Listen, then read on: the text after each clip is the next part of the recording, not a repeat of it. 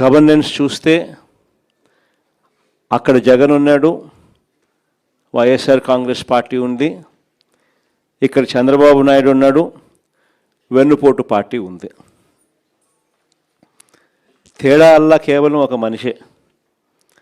కానీ పరిపాలన చూస్తే ఆ రోజు మన 5 సంవత్సరాల పాలనలో ఈరోజు ప్రతి ఇంట్లో కూడా చర్చ జరిగేది ఏమిటి అని అంటే, జగన్ ఎలా చేయగలిగాడు, చంద్రబాబు నాయుడు గారి పాలనలో ఎందుకు జరగడం లేదు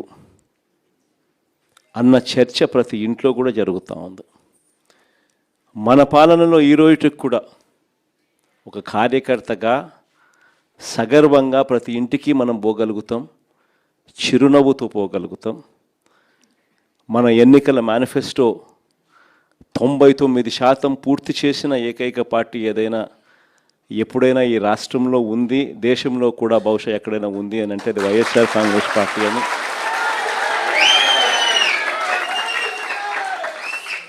సగర్వంగా చిరునవ్వుతో ప్రతి ఇంటికి వెళ్ళి మా పాలనలో ఇలా జరిగింది అని చెప్పి కూడా గొప్పగా మనం చెప్పుకోగలుగుతాం. ఈరోజు మన పాలనకు చంద్రబాబు నాయుడు గారి పాలనకు తేడా ప్రతి ఇంట్లో కూడా కంటికి కనిపిస్తూ ఉంది.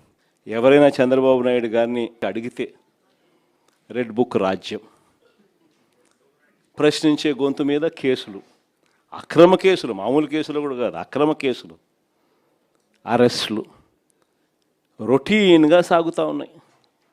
ఈ లెవెల్లో రొటీన్గా సాగుతూ ఉన్నాయి అని అంటే లా అండ్ ఆర్డర్ అనేది గాడి తప్పింది.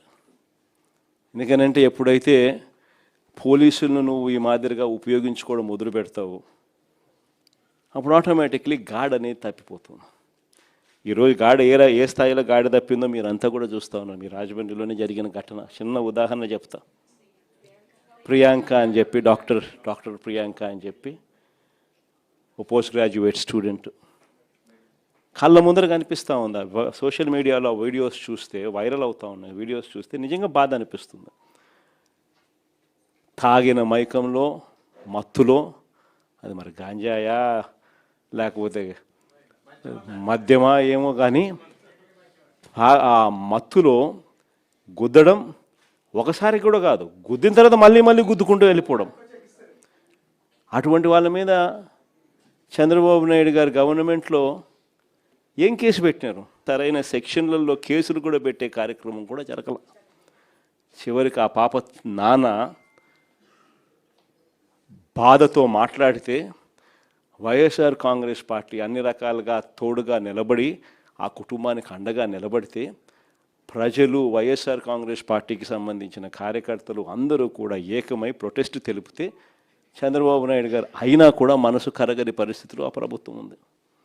మరోవైపున చూస్తే దొంగ కేసులు ఏ స్థాయిలో ఉన్నాయి. మన అప్పలరాజు డాక్టర్ శ్రీకాకుళం ఒకసారి చూస్తే పాపం అప్పలరాజు కొడుకు బైక్ యాక్సిడెంటు, కారు కాదు, 18 ఏళ్ళ పిల్లోడు బైక్ యాక్సిడెంటు.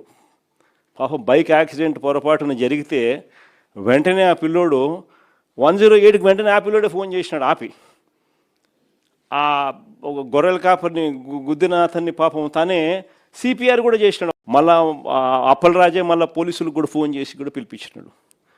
అప్పలరాజు మీద పెట్టిన కేసు ఏంది? మర్డర్ కేసు అంట. కుట్ర అంట మర్డర్.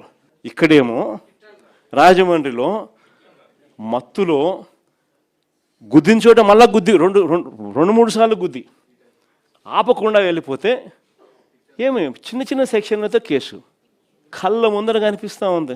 ఇదే కార్యక్రమం ఇంకా 4 అడుగులు ముందుకేస్తే నివ్వరిపోయే, రాష్ట్రం మొత్తం నివ్వరిపోయే విషయాలు. అద్దంకిలో తాగిన మత్తులో డ్రైవర్ ఫుల్గా మత్తులో ఉన్నాడు.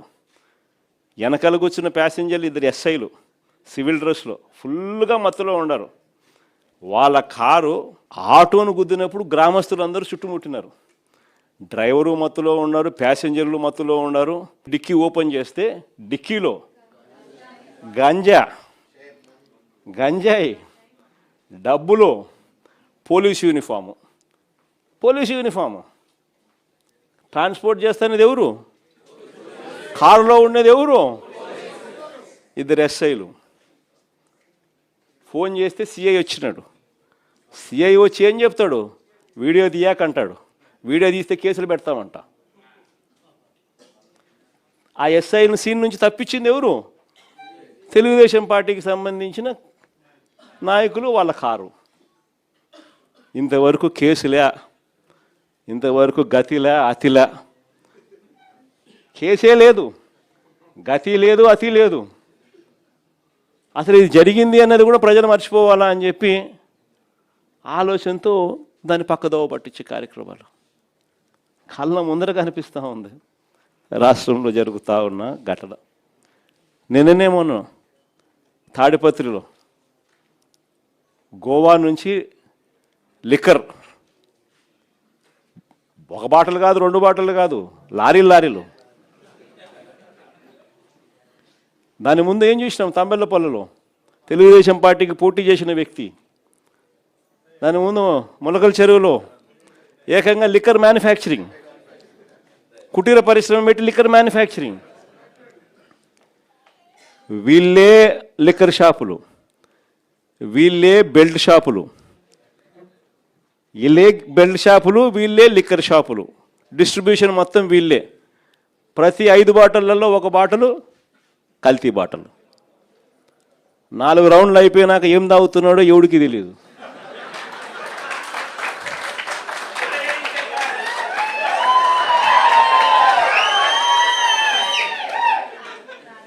లిక్కర్ షాప్ పక్కనే పర్మిట్ రూము, లిక్కర్ షాప్ పక్కనే పర్మిట్ రూము, లిక్కర్ షాప్ పక్కనే పర్మిట్ రూములు. పర్మిట్ రూముల్లో లూజ్గా మందు అమ్మడం, మందుతో పాటు బజ్జీలు పెట్టడం. 4వ రౌండ్ తర్వాత వాడు ఏం పోస్తున్నాడో వీళ్ళకు తెలియదు, పోసేవానికి తెలియదు. ప్రతి 5 బాటల్లో 1 బాటల్ కల్తీ బాటల్, ఎంఆర్పి కన్నా ఎక్కువ రేటు. ఈరోజు రాష్ట్రంలో ఏం కనపడతా ఉందనంటే, ఈరోజు మట్టి mafia, liquor mafia, sand mafia, అధిక ధరలకు పీపీఏలు, ప్రభుత్వ ఆస్తులను పప్పులకు బెల్లాలకు అమ్మడం, పోర్టులు అమ్మడం, మెడికల్ కాలేజీలు అమ్మడం, విలువైన ప్రభుత్వ భూములను ఇష్టం వచ్చినట్టుగా ఇలా కావలసిన వ్యక్తులకు శనిక్కాయలకు, బెల్లాలకు, ₹1 ఇచ్చేసేయడం. అమరావతిలో చూస్తే స్క్వేర్ ఫీట్ కట్టడానికి, స్క్వేర్ ఫీట్ అడుక్కు ₹20,000 పైన. స్క్వేర్ ఫీటు ₹20,000 పైన. అదే హైదరాబాద్లోనూ, బెంగళూరులోనూ, చెన్నైలోనూ 5 స్టార్ సదుపాయాలతో ఉన్న రెసిడెన్షియల్ కాంప్లెక్స్ అపార్ట్మెంట్ కట్టాలన్నా ₹4,500, మహా అయితే 5,000 కట్టడానికి అయ్యే ఖర్చు.